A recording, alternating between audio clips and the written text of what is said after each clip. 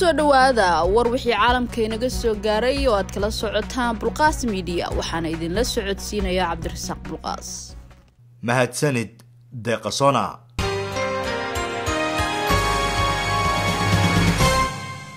beesha caalamka ayaa bayaan ay soo saareen waxa ay ku sheegeen inay si aad uga walaacsan yihiin carqaladda sii socota ee hirgelinta hanaanka doorashooyinka ee ay ku heshiiyeen September 17 ee sanadkii hore madaxweyne Maxamed Cabdullaahi Farmaajo iyo hogaamiyayaasha dhammaan dawlad goboleedyada. waxaan ka codsanaynaa daneeyayaasha ugu sarreeya siyaasadda Soomaaliya in ay muujiyaan hoggaan danta ummadda ah iyo in si degdeg ah lagu xalliyo arrimaha harsan ee hirgelinta iyadoo loo marayo wada hadal iyo tanaasul si goodi socod doorasho oo lagu kalsoonaan karo ay u dhacdo sida ugu dhaqsiyaha badan ayaa lagu yiri bayaanka.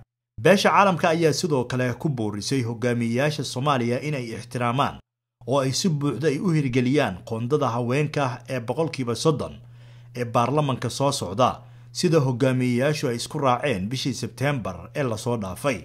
hanjabaad kasta ama adeegsiga rabshadaha lama aqbali karo ayaa lagu yiri bayaanka. waxa ay ku baaqeen in la helo goob siyaasadeed oo xor ah oo furan taasi oo musharaxiinta ay awood ay ugu yeelan karaan inay aragtidooda ay ku muujiyaan si nabad ah saxaafaduna ay ku shaqayn karto xayiraad la'aan.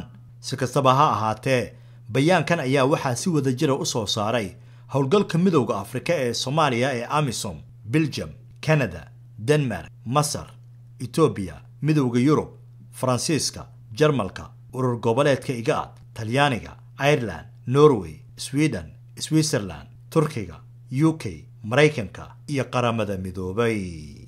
Stephen M. Schwartz oo ah safiirkii ugu horeeyay ee dawladda Mareykanku ay u soo magacaawdo Soomaaliya sanadkii 2016 tan iyo burburkii dawladdii dhexe ee Soomaaliya sanadkii 1991 ayaa maamulka cusub ee soo socda ee Mareykanka uu hogaamiyo madaxweyne Biden waxa uu ugu baaqay in uu ka noqdo go'aankii madaxweyne Trump uu ku sheegay in ciidamada Mareykanka looga soo saarayo Soomaaliya.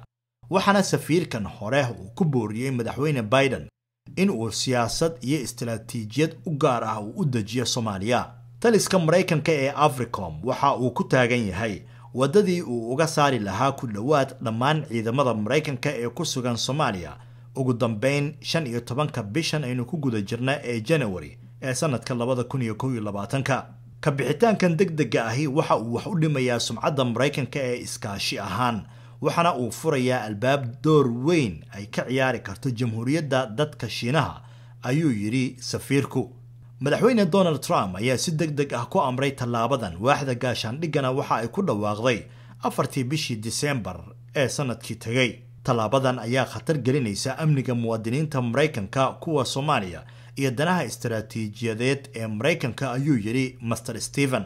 ka bixitaanka waxa uu ku soo beegmay xilli Soomaaliya ay ku jirto qalalaasa siyaasadeed oo khatar ku ah xasiloonida dawladda Soomaaliya ayuu yiri Mr. Stephen oo ah safiirkii ugu horeeyay ee ay dawladda Mareykanka ay u soo magacaawdo Soomaaliya sanadkii 2016 tan iyo burburkii dawladdii dhexe ee Soomaaliya sanadkii 1991 kaasoo shaqada safiirnimo howlgab ka noqday sanadkii 2017. hay-adda cunnada iyo beeraha ee FAO ayaa waxa ay ka digtay in ayax fara badan ay u hayaamayaan ayna gaarayaan qaybo cusub oo ka mid ah Ethiopia, Kenya, Soomaaliya iyo Tanzania. sida ay sheegtay hay-adda FAO waxa ay ka qayb qaadanaysaa xakamaynta iyo ka hortagga sii kordhaysa ee ayaxa dhibaatada ku haya bariga Afrika. waxaana ay hay-addu ay si gaar ah ay u soo qaadatay geeska Afrika halkaasi oo raxan aan weli qaangaarin oo ayax ahi la sheegay in ay u sii tahriibayaan deegaano ku yaala bartamaha Soomaaliya iyagoo uga sii gudbi doona bay tiri hay-addu koonfurta Ethiopia iyo waqooyiga Kenya. ciidamada dawladda Ethiopia ayaa waxa ay ku dhawaaqeen inay dileen wasiirkii hore ee arrimaha dibadda ee dalka Ethiopia Siyum Mesfin oo ka mid ahaa aasaasayaashii kooxda Tigray ee TPLF. Mr. Siyum oo soo qabtay xilka wasiirka amuraha dibadda sanadihii 1991 ilaa 2010 waxaa lala dilay 3 xubnood oo kale oo sare oo ka tirsan kooxda TPLF ee waqooyiga gobolka Tigray sida ay ciidamadu ay sheegeen. dawladda ayaa soo saartay warqad waaran ah oo lagu soo xirayo iyadoo ay weheliyaan shakhsiyaad kale oo sarsare oo xisbiga ka tirsan kadib howlgalkii militariga ee Tigray bishii November. abaalmarin gaaraysa 10 milyan oo bir oo u dhiganta 254,000 oo doolarka Mareykanka ah ayaa la duldhigay raggan ciddii soo sheegta macluumaad horseedi kara in la soo xiro.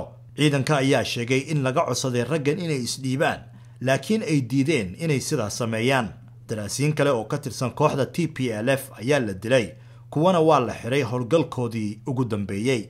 ra'iisul wasaaraha Itoobiya Abiy Ahmed ayaa amar ku bixiyay in weerar dhulka iyo cirka ah lagu qaado 4 November ee kal hore si meesha looga saaro xisbiga haya talada gobolka kadib markii ciidamadeedu ay markaasi ay qabsadeen saldhigyo military oo federaal ah. ra'iisul wasaaraha ayaa ku dhawaaqay guul gobolka Tigray kadib dagaal bil socday, laakiin hogaamiyayaasha baxsadka ah ee TPLF ayaa wacad ku maray in ay dagaalka sii wadayaan. dhageystayaal, warkii caalamka oo aad kala socoteen Bulqaas Media intaasi ayuu inooga egyahay.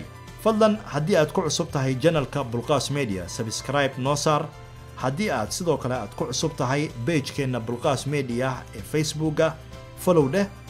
haddii se aad tahay macmiil soo noqday ha naga iloobin in aad share-ta, like-ta iyo weliba wixii markaasi fariimo ah aad noogu reebto dhinaca commentiga.